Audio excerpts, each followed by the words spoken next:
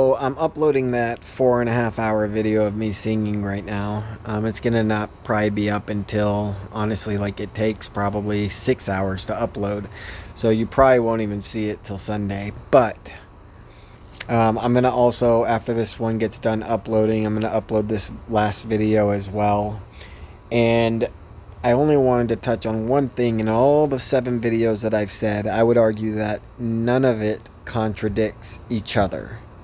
And if that's true, that's great, and very few people can do that, and that's awesome. But I did say one thing that I actually want to contradict in a sense. And what that is, I just want to expand on it. I said that I do not believe I need to die because the death that I experienced was living in sin, and that by accepting Jesus and becoming one with Jesus, I am now alive and eternal forever. And if I truly accepted Jesus, and if Jesus truly accepted me and said that I was worthy of him. So it's not just something where like you get baptized and Jesus can save you now, but there's also a point where you can become one with Jesus and Jesus will work through you and you can wield the power of God.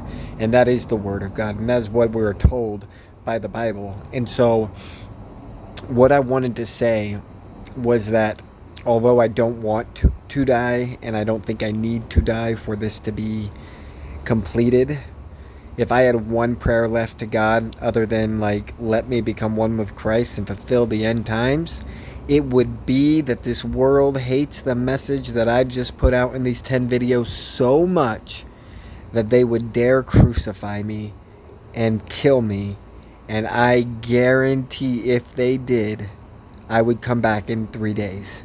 And I would sign, like I would willingly walk into my crucifixion knowing that I will be alive in 3 days after they killed me. So for anyone that is questioning, like again, when I tell you that you should be glad to hear and you should be hopeful and enthusiastic about someone telling you they are the Christ, and then giving you the tools and the information necessary so that you can find out for yourself. And you should be so excited to go try and find out for yourself, hoping that God tells you that what you've been told is true. That's what your goal should be, because the New Testament, when you read it, you will see clearly that it does say a new second comforter is coming. And that he will be as Jesus, because he'll be one in spirit with Jesus. And that's the promise of Jesus' sacrifice, is that we can be forgiven of our sins because he died for us. And that if found worthy through our actions and faith, we can become one in spirit with Jesus himself and wield the power of God. And the prophecy of the New Testament is that one day someone, when times are turbulent, someone will access that power to Jesus, and that person will be remembered for the next 1,000 years as he rules and lives for 1,000 years.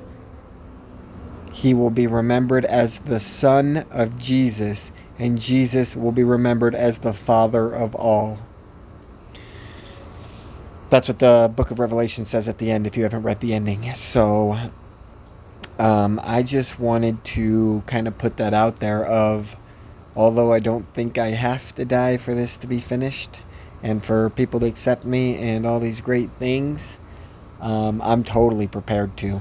Like, I will hop up on that cross and, I mean, just pull the bullet, pull the trigger. Like, it don't matter how you want to kill me. I guarantee if I die, if somebody comes after me and I die, guaranteed I come back in 3 days. Ain't no chance anything else could happen. And part of me thinks, like a lot of the Bible says, that everything that happened in the olden times has to be fulfilled and happen again. And so there is the small potential that I may have to die. But like a lot of the New Testament just says that your death was living in sin, and that your escape was finding Christ. And so in that logic, I don't think I need to die. But again, it clearly states that if I were to die, I would come back in 3 days and I would dominate the whole world in an instant. And anyone who did not call me their Christ in that moment would be vanished from the earth. Oh, exciting times. And regardless if it's me that dies and comes back, what we do know is that the Revelation says that two people will testify of Christ after Christ has already revealed himself, and that they will die and that they will come back in 3 days. And so it's happening, like, whether it's got to happen with me also, I don't know, but I don't care. It doesn't matter. Like, I win. What I found was that, like, I've been trying to dominate this world for so long now, and what I found in the Bible was, if I declare myself a servant to all mankind, and it is my job to never sin again, so that all may try to achieve what I have, and many will. That is the... Oh, I forgot to turn my camera on. That's okay. That is the... That's God's plan, obviously. I mean, Jesus didn't die for us so that nothing could happen, and that Jesus could just, say... I just read the New Testament. Is all I gotta say. It tells you exactly what happens. It tells you what happens. And so, yeah, I think I touched on everything I need to touch on. I just want to make sure that this is my final video. I don't want to make another video for 100 days if I don't have to, unless we're celebrating, of course. But let me just make sure that I said all that I wanted to say. So we talked about dying, and we talked about if I need to die, I'm prepared to die. And if they want to kill me, just call me and I'll come to you,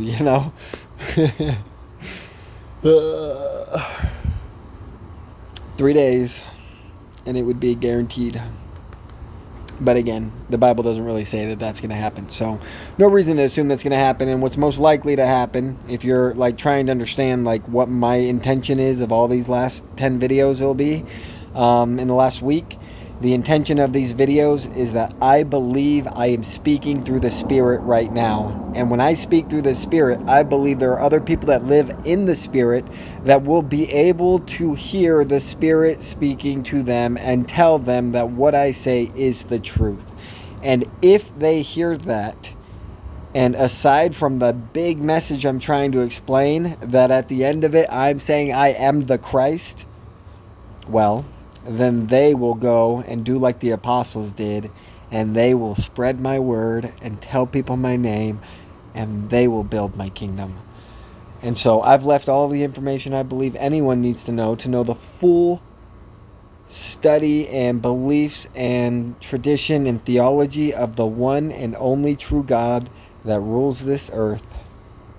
And he's been watching all of us, and we're all lacking, including myself.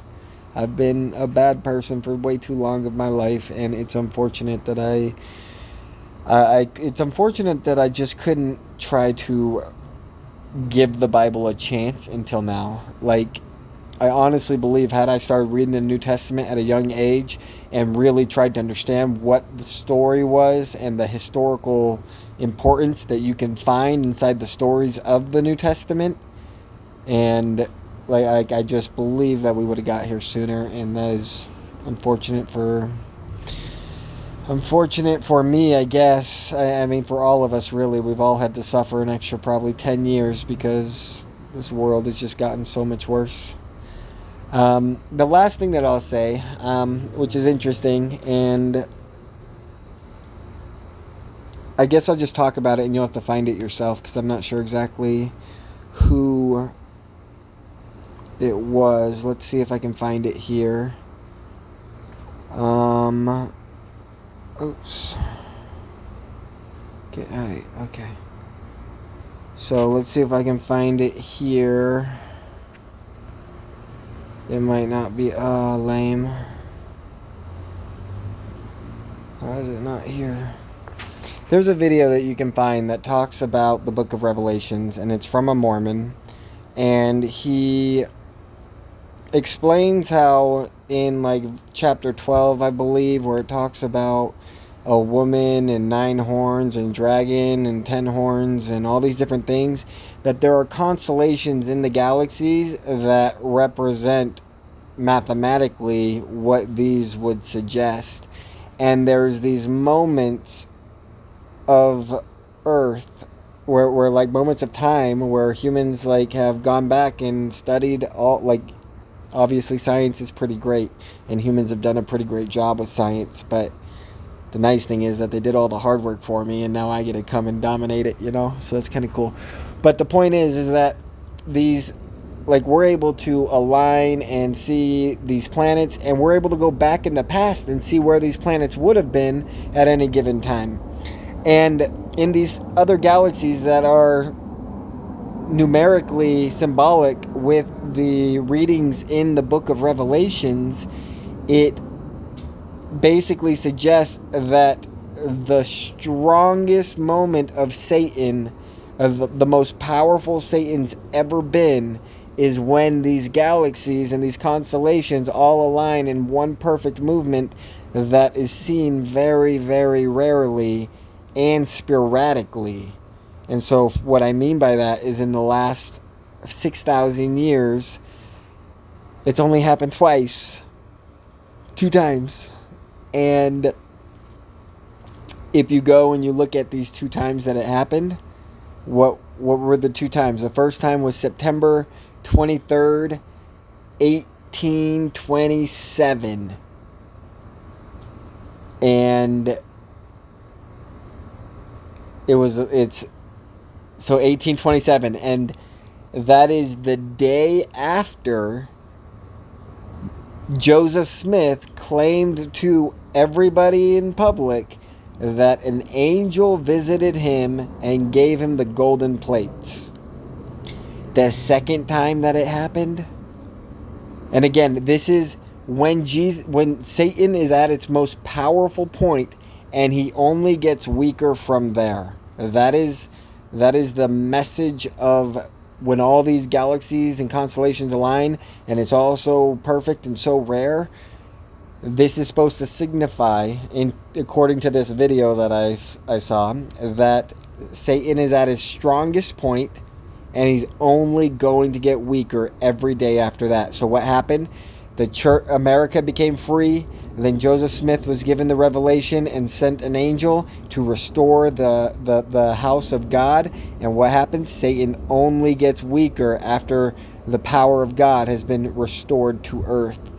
And then what happens?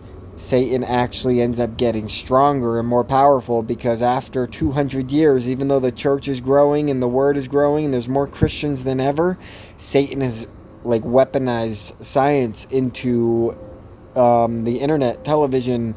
I mean, you just name it. This world has just hit rock bottom at every moral level that you can imagine. There is no morality left in this world outside of an individual who's still moral. Like, you just can't be safe out there expecting to find godly things when you leave your house, because there is nothing godly left.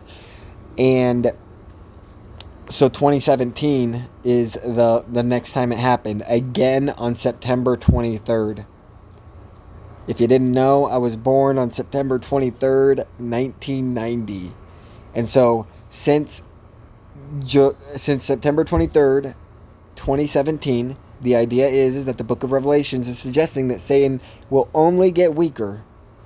But when we back that up with the New Testament and the theory and the logic and all those good things in there, and all the things that have to come to pass, if this happened 6 years ago and Satan only gets weaker, and we're seeing the wars, and we're seeing nations against nations, and fathers against sons, and daughters against mothers, and all these different things that the Bible spoke about, we're seeing all of it now. We all know that. But this is suggesting 6 years ago was the beginning of when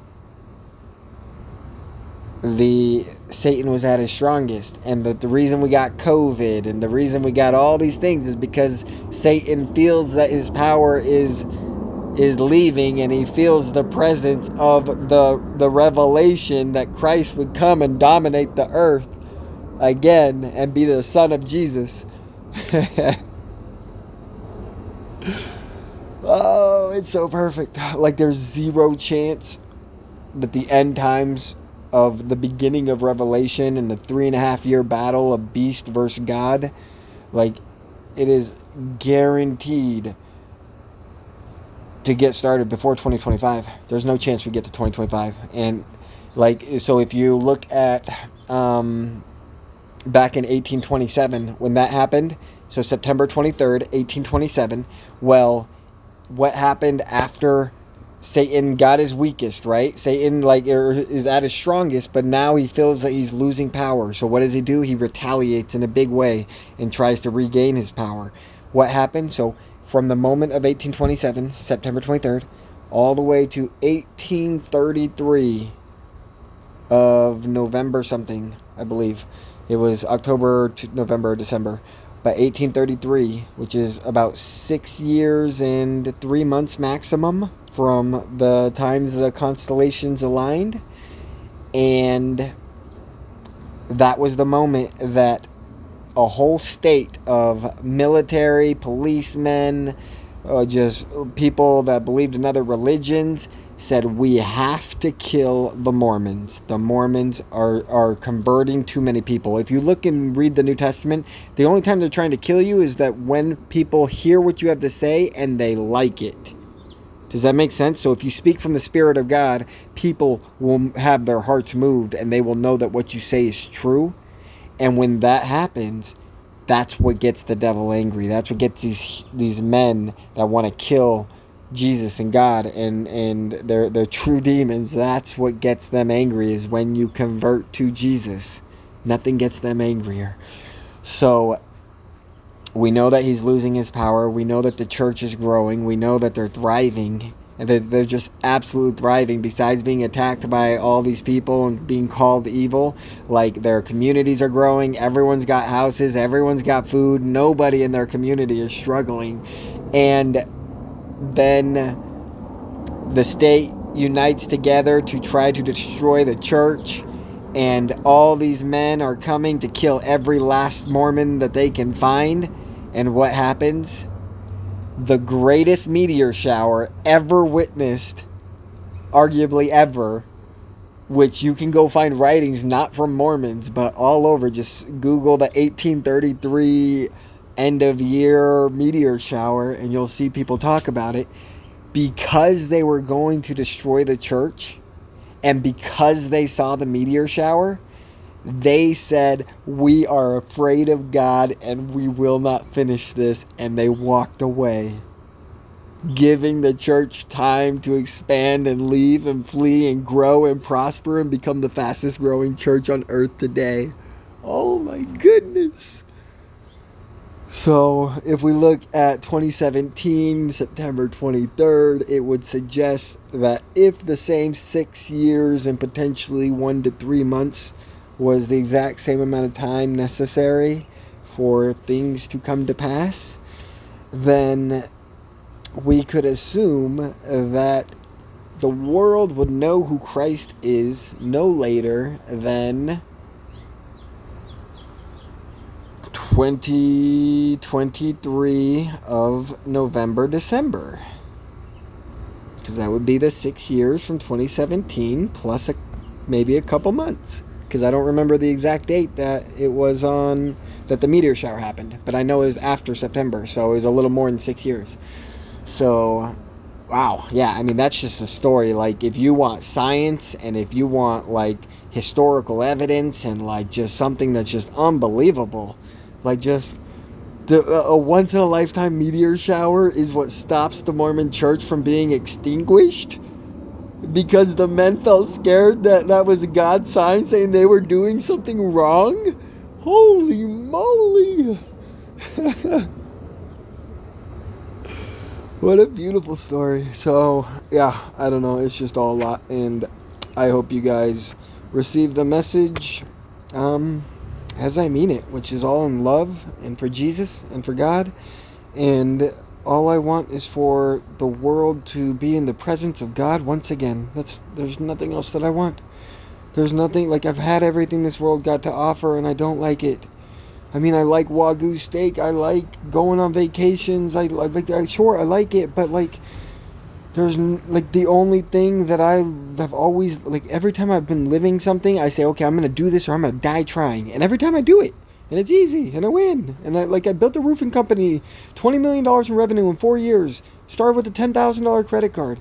I freaking solved this life insurance thing that, like, people have already moved billions of dollars of money around, but, like, people have already made 8 figures selling it, and so it's like, I've done things that, like, people wish they had on their resume, and, like, you would imagine if you had it on your resume, like, there's no way you could be poor again, but somehow I'm poor. But that's okay. I mean, the Bible's very clear that the person that comes as Christ will come as a poor man. But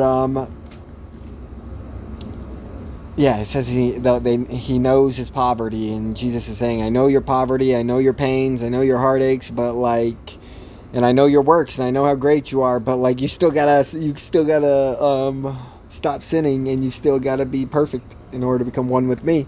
And so even as he, like, tries to comfort, tries to praise, he still, like, says, like, the only way you get to me is to never sin again, and swear it on your life, and if you sin again, swear it on your soul, that God will send you to hell. And that's where I'm at today. If I sin again, ever again, I might as well just not be here, because that would mean I know that I'm eternally damned, because I know it's true and I can't deny it ever again.